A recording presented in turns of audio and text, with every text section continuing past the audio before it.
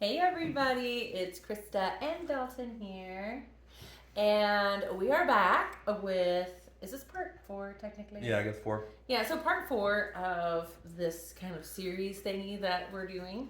But technically part 2 of this video that so what do you do when you get the promise? So Right. we already put the first part of it out. And so thank you to everybody who watched it, everybody who's commented, everybody who's subscribed. It's awesome to see how much this is blessing people. And the questions that are coming in are incredible. And we're kind of devising ways and creating videos of where we can really start answering those questions. We try to always be very responsive in the comments, but we're working on all of that. But these are all really good questions, and so yeah, just know we see you. Right. We're fixing to finish up kind of this little mini series here first, and then kind of just based off the direction that we're going here next, just kind of see wherever God's wanting us to feel, or to kind of like lead into that way. So we're just kind of gonna go with the Spirit on this one, and see whatever kind of shows up next. But yeah, we're working on getting some other things in the works right now. So stay tuned. And we'll be more than happy to kind of let you guys know as soon as we kind of have that next little step in the process here. But so for now, we're going to go ahead and just jump right into this. Yep. And because we still have about 9 more points of this, what do you do when you get the promise? What do you do next? Yeah. So we have about 9 more points to cover. So the next one is ask God how to communicate or interact with this person. So we're assuming in this one, it's kind of like our situation where you know who it is and you are in a position where you see that person. Like you have somewhere where you end up being at the same time together. Yeah. Or yeah, it would have to be where you know that person. So because I know that I'm not the only one that's happening to. Mm-hmm. And so this was really important. This was a big deal because him and I, at that point, we didn't talk. And so when God says, hey, that's your husband, you're like, okay, well, what do I do?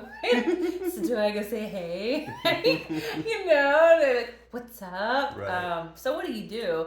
So I just prayed, and I would recommend that to anybody. Ask God, how do I communicate with this person, or should I communicate at all? And I remember when I asked him, how do I communicate with him? He said, do not communicate with him. Right. He said, do not speak to him unless he speaks to you.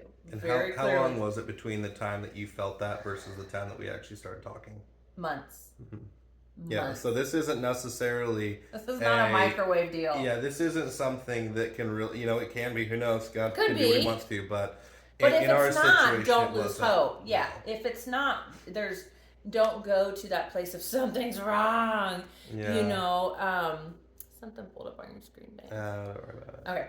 But, don't automatically go to the place of there's something wrong. Right. Something is, don't panic. No. Don't panic. So God told me, do not talk to him.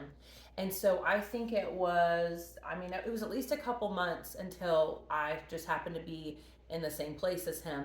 And he said hi first. And I said, hello. Very cool. I was like, hello. Like, it was so nonchalant. I'd waited for this for a long time. Yeah. It's so funny because I'm like, yes. But in reality, it's like, yeah. It's just the thing is that's where I was at. It's what I needed. It was one of those that's, God knew what I needed. And the thing is that was kind of in that spot of like, are you going to be faithful with what God told you to do? In the same way with our previous part that we had is, sometimes keeping your mouth shut or sometimes being one of those where you're really just kind of stewarding that promise. It means that it's something that you may have it, but it's not meant to interact with it right now. Yeah. And the thing is that the part of where you're learning to interact with that, it makes it to where it's something that you're actually able to understand God's voice, because if it's something that you're waiting for God to give the go-ahead, you're no longer trying to convince God or trying to make something happen in your own will of things that aren't supposed to be in that season yet. That's so good. Yeah, that's so true. And because we're getting that question a lot about, hearing God's voice, and we're going to get into that, not today, but we are going to get into that. Yeah. But, is whenever you are canceling out all the human input when it comes to you and your partner, Yeah. your soon to be spouse, um, it just leaves room for you and God. Right. And it helps because, like we said before, I really believe that God covers those words he gives you. Mm-hmm. And I don't think the enemy really knows about them until you speak it out to somebody else. And so, as long as you're keeping all of that, you're very, I could imagine if you haven't really had that deep experience of really hearing God's voice, that you could experience so much intimacy with him during that time that maybe you really hadn't before. You could take that to a whole new level, because if you're just, like he said, stewarding what God's giving you, and you're just keeping that between you and the Lord, it's an intimate deal. Yeah. It's a very awesome, because it's just you and him, and he knows it's just you and him because he knows everything you do. So he's like, if he knows you're just waiting on him, he's going to show up. He's going to show up in a big way. And that's the wonderful thing about the Lord. Yeah. No, it's great. Yeah. So next one is, you have to make sure that your life is pleasing to the Lord, emotionally, physically, and spiritually. Because God is not going to send you the man after his own heart if you're going to be a stumbling block for him. So you have to make sure you are ready for your future spouse. So with that, what do you think that it means to be emotionally, physically, and spiritually pleasing to the Lord? Well, there's a part of it where you may get the promise of what's supposed to be in a future season, or the season that you're supposed to work on. And sometimes that news will come not because it's something that this is going to happen right now, but to say you've got something to prepare for. Yeah. Whenever you hear things with prophecy, it's not just to say this is going to happen regardless of the action, regardless of the people involved. It's going to happen no matter what at that point. Prophecy is a prayer agenda. And it's something that was to say, what is anything and everything that I can do to prepare myself to come in alignment with what God has for me, or with what God has for this situation, or this job, or this person, or this situation, whatever you've done that God has this promise, whatever that promise is for you. The thing is that you need to really start to find, is there anything within my life that would prevent me from making it to that finish point? Absolutely. You don't want them to show up, or them to get that part of the realization and then be farther along in that process where now you're having to be the one to catch up. Right. You don't want to be one of those things where, if it's something that you've got parts of your life that aren't pleasing to the Lord, and you know it, then why would God bring someone that has all of that kind of stuff already figured out?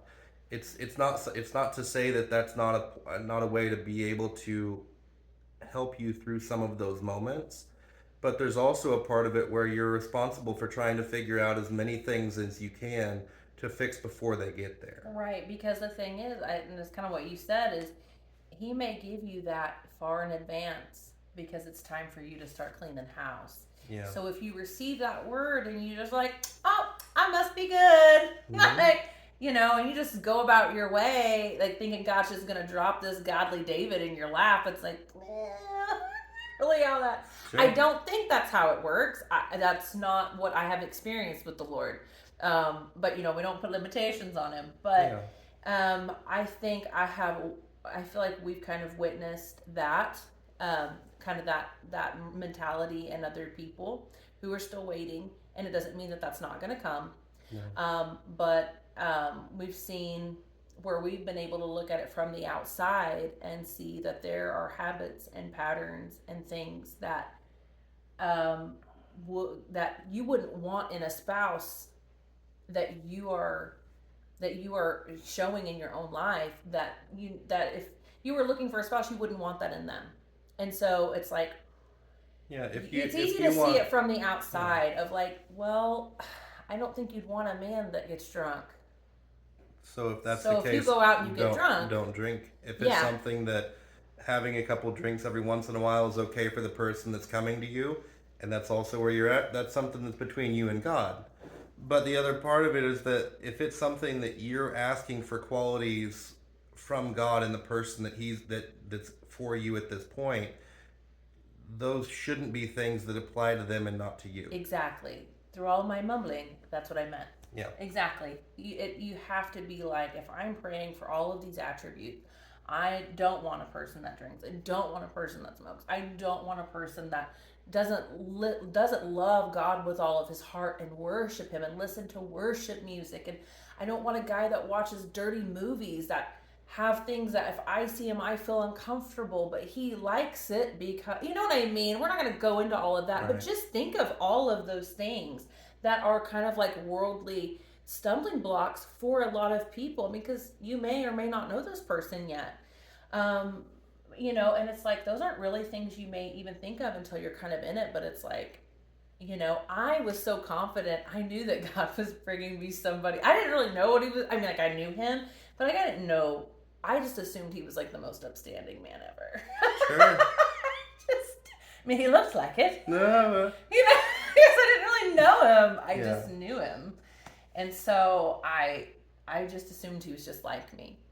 Yeah. And but I didn't know. Part of that waiting period where she was at was God purifying the areas of my life that still needed to be worked out. Yeah. And the thing is that, and not to give like a highlight or credit to the sin in the area that was there, but there's a lot of things that depression does. There's a lot of things that these situations and hardships and trials can really do to you. Yeah, we're human. And you're human. And that's 100%. not to say that, that waiting period of what God's telling you, this other person, it may be one of those that, in this case, she was ready maybe a lot sooner than where I was at. Not because we didn't both want it, but it was one of those that, I still had a lot of areas in my life that were still being worked out up until the time that we even got together.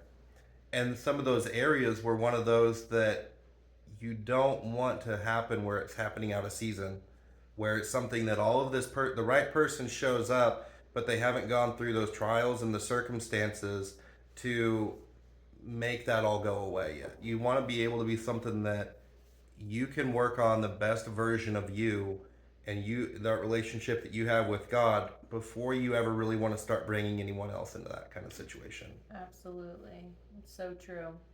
Yeah, so you just want to, I think, and that's the way that you can gauge it the easiest is this pleasing to the Lord? Because if it's pleasing to the Lord, it's going to be pleasing to that man. And ultimately we want to please God, and he will take care of the rest. So I just think it's a great time of introspection. And if you feel like there's areas God is convicting you on, or there's areas that you're like, I know I want to do this. I want to, put a coat of paint on my house before he's in my life. I want to make sure my shed is organized. I want to make sure my credit is, fix a couple things on my credit report. I want to, try to get my vehicle paid off. I mean, it even goes down to things like that, because you're going to be, joining, lives. And so, I mean, it goes beyond just that, but like things where you're like, I just want my life to be presentable. I want myself to be presentable. I want him to feel like, this is a good situation for him. I want him to feel comfortable. So, or her. Right. And there's so many working parts in each person's story. Yeah. And they're all going to be in a different spot with wherever that relationship is between you and the Lord. And so the thing is that if it's something that relationship is one of those that you're currently working on at that part, that should be your primary focus.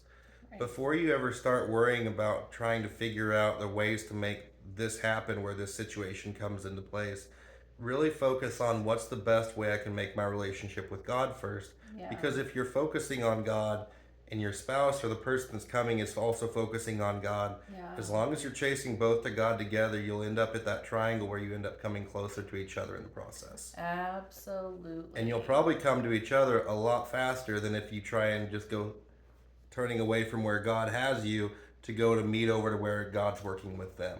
Right. Absolutely. It's so true. Yeah. Well, I mean, you can go that way, but it's a lot more trouble. It is. You may still end up at that finish line and everything's okay. These are just the things that we did for us. Yeah. Yeah, like chase God. Don't chase the guy he's telling you about. Chase God, and God will bring it exactly where it needs to be. Just follow the Lord, and he will bring all of that to you. and just listen to him. But let him search your heart. Let him search you and just be like, okay. And then if you want to add some icing on top, lose a couple pounds, work out a little bit, go for it. Make sure, because, that you feel good. Did you feel your best? There's nothing wrong with that. Change your diet a little bit. And just so you just feel just like your best whenever you're finally united and you're just like, Yeah. it's There's good. there's just a part of happiness that comes when you feel good. Yeah. And regardless of wherever you're at, regardless of wherever you're going, whatever it's look like, be like, act like, it's something that the best version of you is going to be something that's what you want to be able to be presentable as well. Yeah. And that's something that is honestly, I think that's just as honoring to give that to God and saying, I'm showing you that I'm doing everything with what you've stewarded me with. And I know this, what you brought into my life. I know this is what I've heard from you. I know this is what I felt you speak to me in whatever way that was going at that point. And I feel like this is true. I'm going to do everything I can to make it to where I make it to where that finish line and that finish well. Yeah, it's like he sees you sowing into what he said. Yeah. You're sowing your time into what he told you. And all of those things mean a lot to him. So, on to the next. This kind of went with that one. Sure. Yeah. So we'll just say we did that. Yeah. So a big one, and this is just take it for what it is. Be happy for others when they receive their promise. Yeah. So if you're still waiting, and you see other people, God doing this in other people's lives, and you see marriages being brought together and relationships, and you see all this stuff, be happy for them. Because the thing is if you're not happy for them, do not expect anybody to be happy for you when it happens to you. Just don't become that person who just cannot rejoice with people when they rejoice, because I just think that's important. And I also feel like the Lord sees that, because he knows what's in your heart. And, I feel like it's important to see when people are getting what God has for them, to see it as a sign of hope, not as a sign of God doesn't love you or yours isn't coming or whatever that is. Right. Or, just being so ate up with jealousy in that time that you can't just be happy and see it as a sign of hope. Like, this is the season, this is what God is doing, and just genuinely purifying your heart to the point where you're like, I'm happy for these people. Yeah. We may not even be close friends, but good for you guys, and just genuinely in your heart being happy for people. It's so important. I feel like for your mental health, for your spiritual health.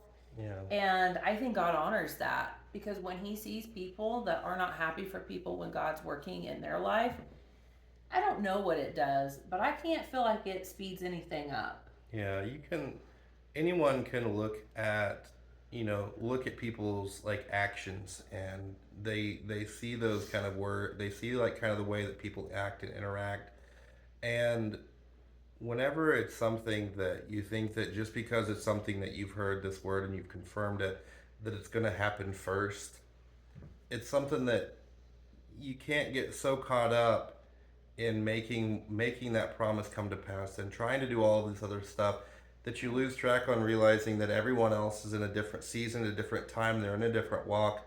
You have no idea what they've had to go through, right, to really kind of make that path and make it to that finish line. Absolutely. And each person may be starting on there. There may be people today that this is the first time that you feel like God's kind of confirming a word that spoken to you, that this is something that kind of popped up on your feed. I don't know. But the thing is that you can end up having those interactions and still be there's a lot of other people going to get their promise maybe before yours is kind of coming to pass at that point. Right. And just because other people have doesn't mean yours won't. But it's something that it gives you that hope that you need to realize that this isn't something that's a short-term game. Yeah. This is something that could take a long time. It won't always. I mean, it could be one of those that this pops up in the moment and God says, just look up, and you look up, and then who knows? It's something like a Hallmark movie, I guess. All right. But in other ways, it's something that you need to be focused on what God has you on, but don't be so focused on it that you don't see what He's doing in other people too. Absolutely. Because a part of you maintaining hope through the hard parts of your journey is to celebrate with people that are coming to the close of theirs and helping people, discipling those that are just starting theirs as well, to be able to help them get to where you are now, so that way, as you're both celebrating together later on down the road, they are also given better hope that this is something that you can do, that can happen for them too.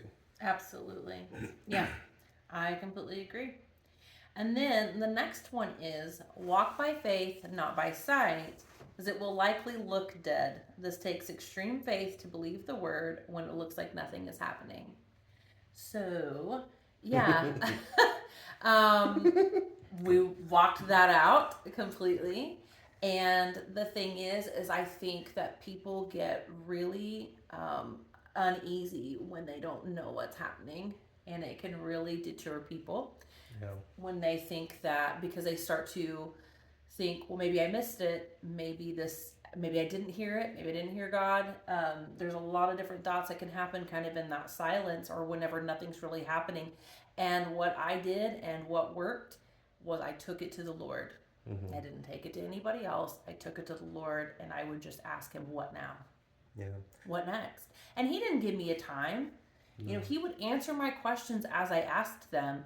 Whether it was just wait. I remember at one point I got a word that said, be patient with your future spouse. Yeah. That was just sometime in like the spring, in those months between getting the word you're getting married soon and then actually getting together with him. At one point I got a word just from something God showed me that said, be patient with your future spouse. And I knew that was for me, and I just knew it just took patience. Like, I had to just be patient. And I knew that, but I took it to the Lord. And God, when you rely on him, he will encourage you. Yeah. He understands that, like, especially for me, because I already, like, knew him. And so, like, I knew what I was working towards. I wanted that prize. I did. I was like, I did. I think a big key is that silence isn't rejection. No.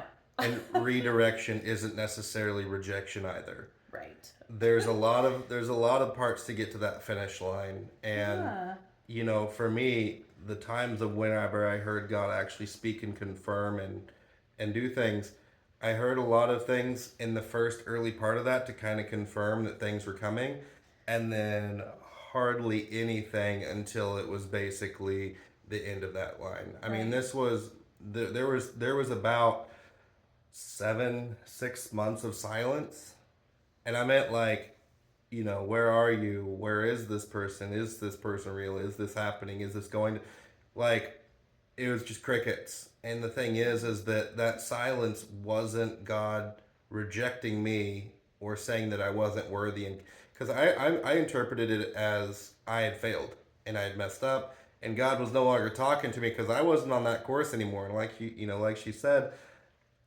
I was trying, but I wasn't perfect, and I was trying to do all these other things, and I thought that I'd messed it up, and just like, yeah, whatever. It's it's something I'm gonna have to figure out what to do kind of next at this point. But then at the end of it, whenever it was like kind of that last little bit of hope and faith that I had in there, God's like, go a little bit farther, you're okay.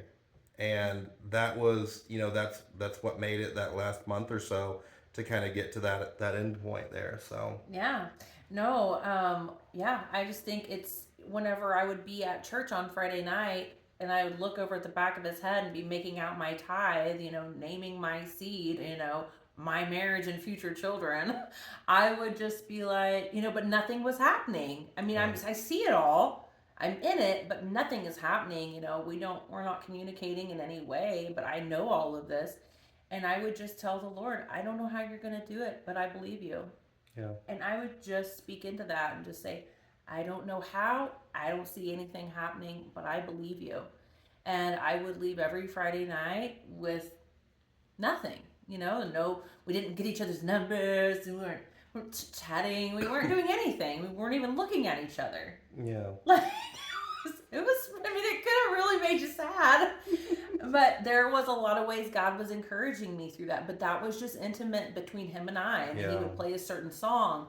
He would put him in a certain place and me in a certain place. And he would just do things. My friend, her life and her having kids and things like that, I found as encouragement. Like there was just things that were happening at that time that I knew it was very quiet and it was a very still type encouragement. But if you're listening, I was listening and I was picking up on every bit of it. And I would just feel like giddy inside almost because I was so encouraged. And I was like, Lord, you see me. Like, you see this. Yeah. But it was like, it took extreme faith though. But I feel like a lot of that comes from a previous walk. Yeah.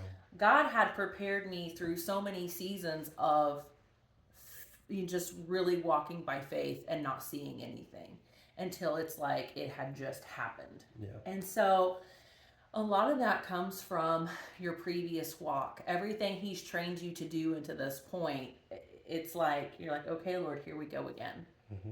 Here's our next one. And so, yeah, I just think even if you don't see it, just know God's working. He's working. If he said it, believe it and say, no, Lord, I know what you said and I believe you.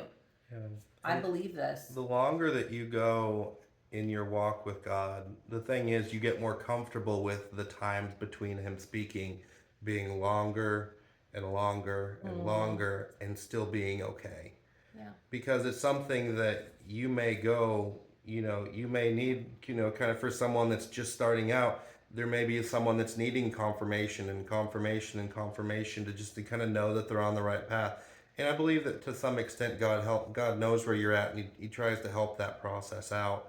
But then the farther that you go and the farther that you've been a Christian and the longer that you've been walking in this path at this point, the time of being able to speak and pray into it, it's not any less important, but it may be less involved as far as you being actively hearing what's coming next. Yeah. And sometimes the silence, while it's kind of hard to kind of go without that extra word or that extra kind of bit of knowledge or that confirmation, silence can also mean that you're doing everything on your end that you need to be doing to make it to that finish line, and there's not anything that you're needing to do to have to correct also. Yeah. So be confident with what you're doing. Yeah. If you believe him, you know what he said, and then you're doing the right things, just keep your head up. Yeah. And just keep moving and keep praying. Keep asking him your questions.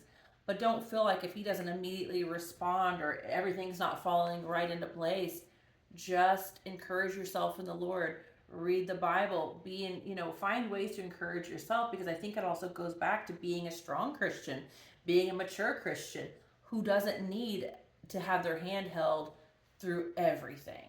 Yeah. And I think a lot of people really do. They're like, I need a confirmation, which is important to get. But it's like, there's an overkill sometimes of like, I just need you to, and then like they need the word from the Lord, then they need to go get the word from the prophet, and then they need their friends to like chime in. They need all of this input, and all that does is lead to confusion. Yeah. It just is noise. So it's just really important to just kind of really be strong. Yeah. Be strong in the Lord and the power of his might. This is his will for your life. He will bring it to pass. Yeah, this is his plan. This isn't yours, so he's gonna bring it to pass. Yeah, this is something that you're not praying to convince God to do something for you in this case. You're wanting to ask yourself, is there anything I can do to better prepare myself to come into alignment with what you have for me, and to make it to where if there's anything that I can do better, that's what I want to be. Mm-hmm. Absolutely. So next one is, so use discernment in each move you make in the process. Be super sensitive to the Spirit. You have to do it God's way and listen to the instruction, even when it doesn't make sense. Do not be on dating apps or pursuing someone else at the same time. Or if you're believing for a spouse, wait on God. People feel like they need to help God help them, but that's not it. A double-minded man is unstable in all of his ways. So I think the main takeaway from this is, so when we say don't be on dating apps and don't be dating somebody else while you're waiting, is don't spread your net out hoping you're helping God kind of get what Yeah. you need.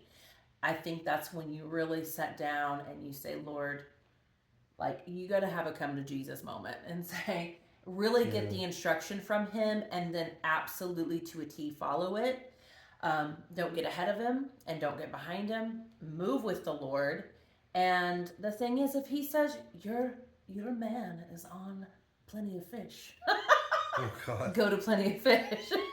If he says your man is on Tinder, swipe right, go for it. But the thing is, if he doesn't say that, I'd shut that down. Yeah.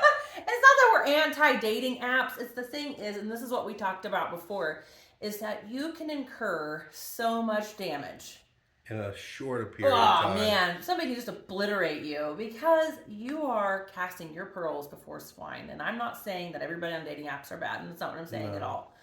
But you're a different person. Yeah. You're different than most. You are either a righteousness of God.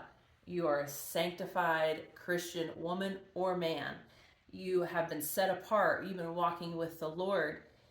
That is a very carnal place to enter into. If you're walking by the Spirit, that's going to be a really intense place. And you can say, but Krista, I only do Christian mingle. Well, I mean, from our studies, there's such a range of people that you can't. Those lines are so blurry nowadays. they say that a lot of people will get on the Christian sites because they feel like Christian women are more gullible and easier to take advantage of. So the thing is again, if God's like, hey, they're on this app, I want you to create this profile, go with the Lord. So we're not saying that people can't meet through that, because they can, and it happens, and it's wonderful, and praise the Lord for that. But I feel like as a general rule of thumb, wait for God to guide you on where you should be. Yeah. And if what he's telling you to do doesn't involve online dating, shut it down. Right. And even be careful with like your Instagram or Facebook interactions, because this is a thing where somebody's only just coming in and judging you on a photo. Yeah. Do you meet their physical criteria? And that can be so damaging. Yeah, you lose out on whenever it becomes so hyper focused on features that it's something that there's no And there's there's no nothing filtering good of there. what's being said, how you're being spoken to. It's just like you could be, what God has built up in you could be torn down in a matter of days if you were to put yourself in the wrong place. It's like if you went to the wrong place. Like, well, really sorry, God has a husband for me, so I'm gonna go into this bar. Yeah, I'm I'm gonna gonna go. pull him out. Yeah, I'm gonna go there. I'm gonna preach the word, and I'm gonna pull him out, and make him that man. It's almost like that same thing. And you go into this damaging place, and you're like, oh Lord, I don't belong here. This is not a Yeah. place that it's okay for me to be. Like, it's like this is not it. It's kind of that same thing, and so you just want to guard your heart. You want to guard yourself, and also you don't want to think, well, if I put my eggs in all of these baskets, then God can choose one from it. It's like, Yeah. no. If he says, wait. If he God says, doesn't have a list of eligible bachelors No. or bachelorettes to send to you. No. He made one specific for you in that needs. And the thing is that yeah, there's a lot that goes into that, but there's a there's a part of it of saying that if God told you who, then what would dating sites do? Like Yeah. what is that there? Is that some you bored? Yeah, don't do Don't things that I'm bored of. don't do those kind of things where Or it's a something plan that, B that in you're your just mind. saying I need to get things set up in case God's plan doesn't In come case to God pass. doesn't come through, I want to keep this over here. And I think in our carnal minds, I think those are things, if we're not fully focused on following God and doing whatever it takes to receive what he has for us, and something we were talking about earlier, it was just like seeking him first. It's like if you seek him first, and in the Bible it says, seek first the kingdom of God, and all of these things and all of his righteousness will be added unto you, and that is true.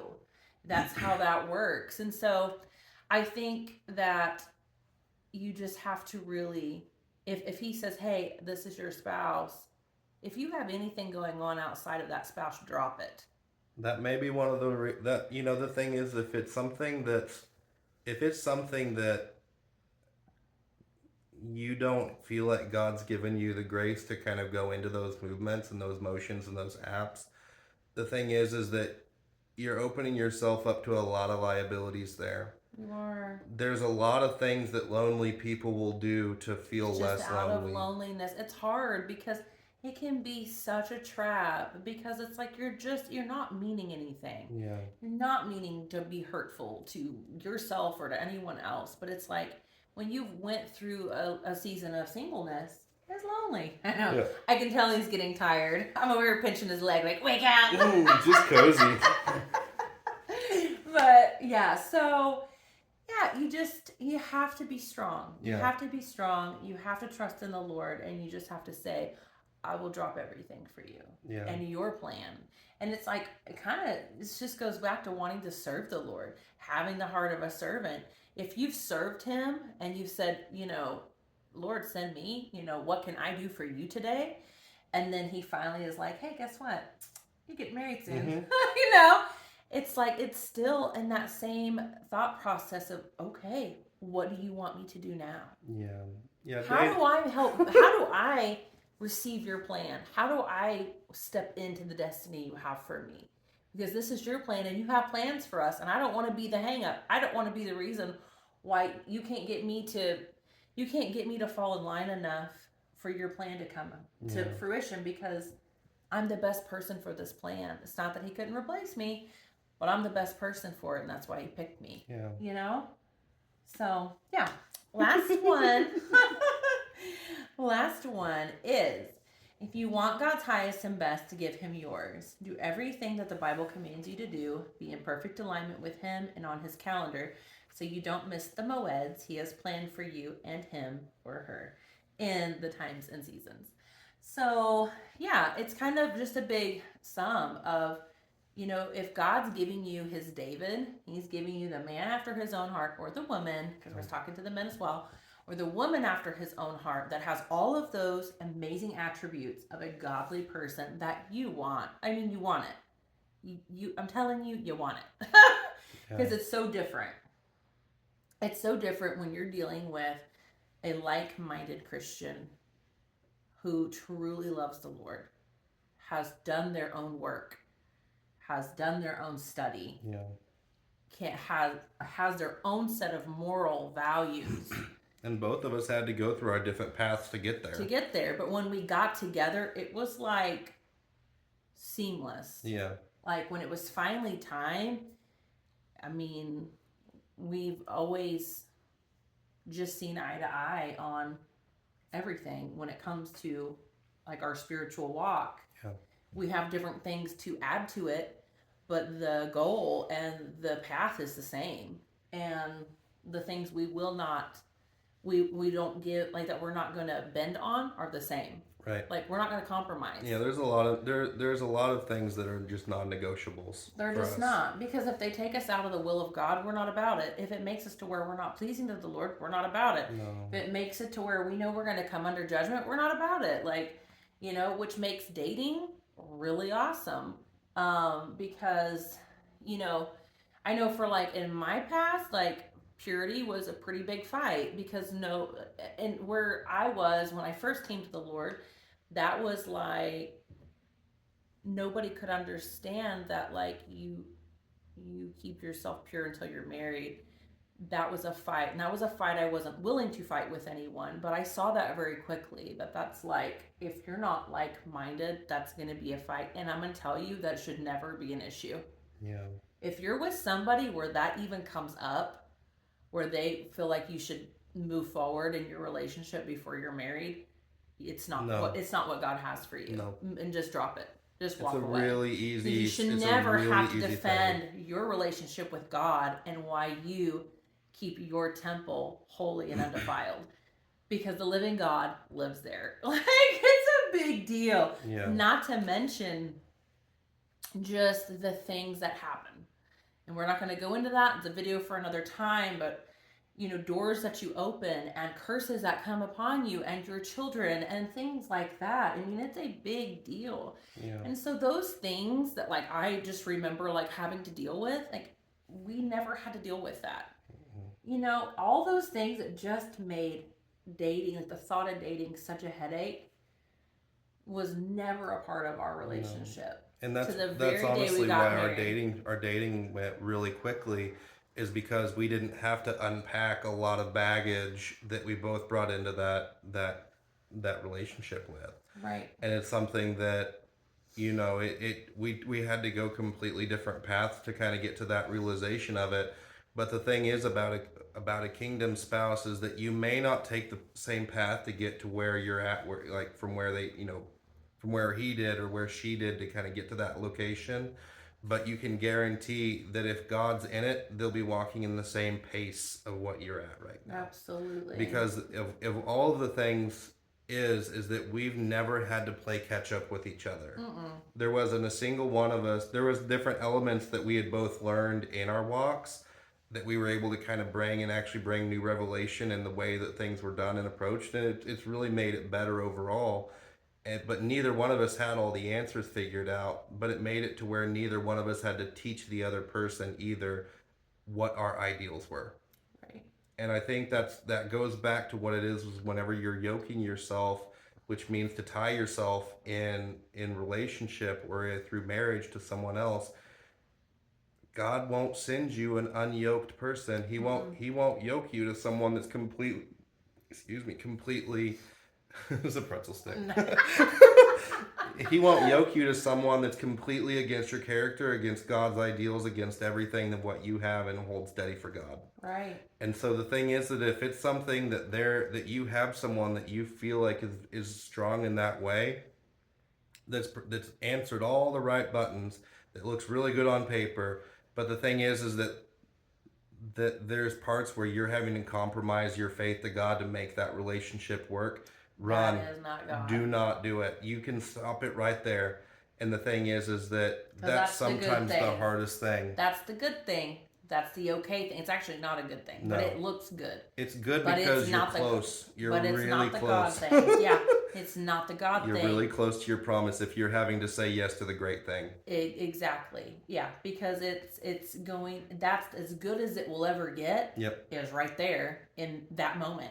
Whatever you see in that moment, because they're only telling you what you want to hear, because they've got a lot of things going on, things whispering in their ear, telling them exactly what to say. They've been listening to you. They know what you need to hear, and they know if they can just get you to bite, they get whatever it is that they're wanting, and the enemy gets to steal your promise, and he gets to have that relationship. He gets to drive it where he wants it to go. And so it takes extreme discernment, friends. Extreme to stay on the path, stay on until the fourth exit. Do not get off before. And so you have to really just throw yourself at the mercy of the Lord and just say, I do not want anything that is my plan. I want your plan. I want your highest. I want your best. I will do anything that you want me to do to qualify for that. Right. And just tell them, do not let me be deceived. Yeah. Don't let me fall for it. Yeah, make me so aware of everything that the enemy would do to try and prevent me to make it to that finish line. Yeah, expose it. Expose every lie. Expose every deception. Don't let, keep me in your ways. Keep me in your path. Right. And just, take that bull by the horns and roar, just not let me go. Right. So that's pretty much it, kiddos. Yeah. We don't want to keep it too long because we want everything to be digestible and to be a good time. So we just try to keep it concise and not make these too long. Of course. But anyway, we hope this has been a blessing to you. And so let us know your questions. We are working on some more stuff, and this is just a really big subject, and we want to make sure that we cover everything.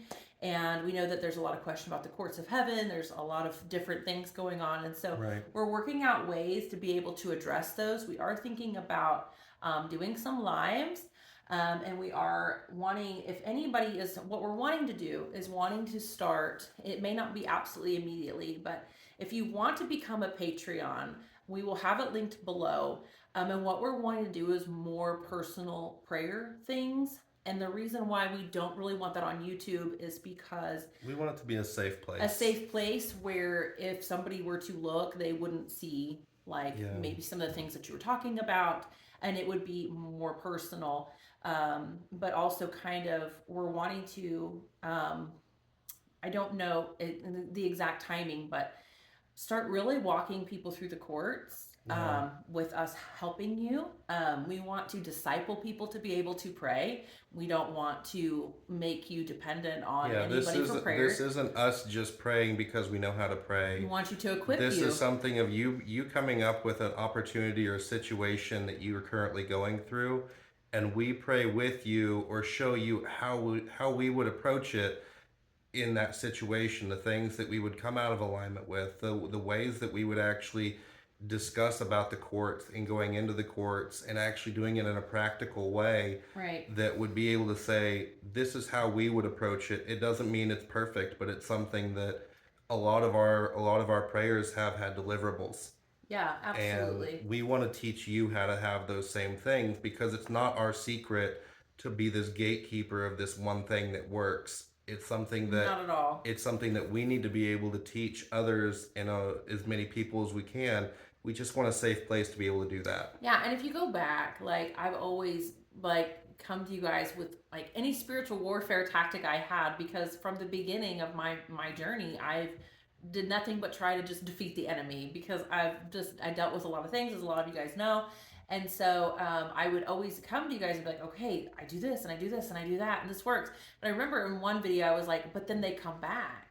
And if anybody remembers that, it's funny because that's what the courts remedied. And I remember coming to a place of where I was just like, Lord, what am I missing? Because I would do all the things we've read about in the Bible, which the courts of heaven is in the Bible, and we'll go all into that. That's what we want to make sure there's an understanding of it first before we take you guys in and pray with you about it, because we want you to understand it. But and I just was always asking him, what am I missing? I fast, I pray, I bind, I loose, I do all of this in the name of Jesus. Like, I'm not in sin, I'm not doing these things. I was so frustrated because I was dealing with people around me that were extremely demonized, and I felt like I needed to, and even myself, I had so many things that were just really tormenting that I was dealing with, and I was always trying to find that freedom. I mean, it was my life's mission. And I remember just, encountering just the Lord, just being like, what am I missing? So many days just crying out to him, why do these things come back? Why do I see these cycles in my life? Why do I get rid of something and then it comes back? It was so vicious and it was so hard. And then one day, God was like, after I started going to church at our church, and some lady's like, do you know about the courts of heaven? I was like, no, dude. And she was like, well, and she started telling me where we could find out about it, and we'll leave all those references. But, and one day I started listening to Robert Henderson, and I knew I had found something that I'd been praying for years, and to finally get the breakthrough. God's not a genie. None of this is like that. And prayer is prayer. But it is important how you approach it, and it is important the things that are done, how and where you approach it. Yeah. And some of you may have already been praying in the courts already, and you don't even know about it. Yeah. And it's not to say you can't get released from things just through God's grace, because you can, because I've also went through that. I've cast out demons in people and actually saw them leave. God graced me to do that because I did it in the name of Jesus. So it's not saying that this isn't discrediting or disqualifying. It's not, but there are legal rights. In that way. There are legal rights that the enemy has, and yes, Jesus, he broke every curse and everything. But we have to.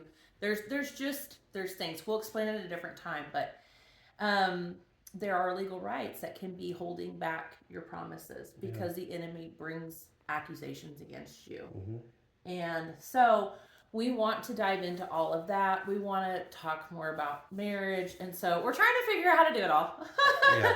Because there's so much fun stuff to be had. But we want to equip you guys to be able to pray with us and get delivered from whether it's sickness or, financial setbacks or maybe things that are holding your future spouse back because there's legal right for them not to enter your life yet. There's a lot of different things, just deliverance. Yeah. This is also can include how to pray for your spouse as well. How to pray for them. Because interceding through the courts is also a little bit different. It's not to say that it's wrong in any way to be able to pray for some person, but there's ways of working through that process in a way that there's also not any spiritual backlash on you. Yeah, absolutely. And sometimes when you try and pray someone out of their situation or pray someone out of their mess at that point, sometimes that mess has a legal right to be there, and it's something that they may not be aware of it. Yeah. And you're not removing them from the consequences of their actions or the consequences of the sin that they may still be living in, but you're removing them from the enemy being able to hold that as a legal right against them to keep perpetuating some of those problems and issues. Absolutely. And these are just things where the more time that you spend in the courts, it's something that we haven't backed away. We've only gone deeper throughout it, and we've only found our prayer life becoming more effective. Yeah. And the thing is, it's like with anything, you don't just see it like change overnight. That's not how it works. You see it change progressively over time. And so anyway, it's really useful. It's life-changing. And so we've seen a lot of interest in that. So we are going to be kind of figuring out the ways to kind of address that because it's so important to really understand how to pray in the best way, the most effective way, to, be effective in your prayer. It's so important. And so we want to help people with that.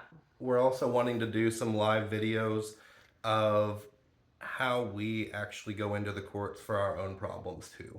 Right. Kind of generally speaking of saying, we were talking about one today saying we're needing to kind of pray because we felt in our spirit that there was something that we're needing to pray about a certain aspect or a certain thing.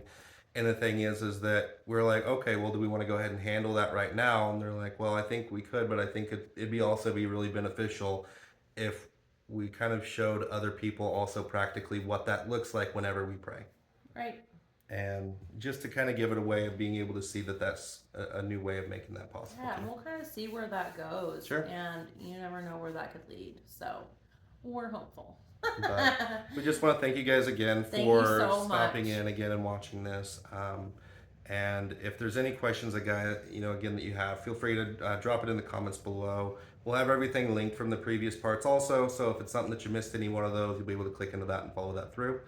Obviously, if there's anyone that you can think of that would benefit from any of these kind of content or any of the conversations that we have, we're looking to try and find a way to make it to where it's more relatable and palatable for as many people as possible, but more so the people that are actually called into content we feel like are going to show up either way. Yeah. So if there's any ways that we could make that better or make that to answer questions that you guys have, we really want to kind of address this in a way that we've got a lot of content that we can make about the walk that we've had, the different paths that we used to take here. And if it's something that we have a few people that are saying, I've got video questions or I've got a thing about this certain aspect, we're more likely to be able to make videos that are kind of more requested in that way if it's something that we feel kind of led to do it in that moment. So drop any of those below. Feel free to like, comment, subscribe. We'll just see you guys on the next video. Thanks. You so much. Bye.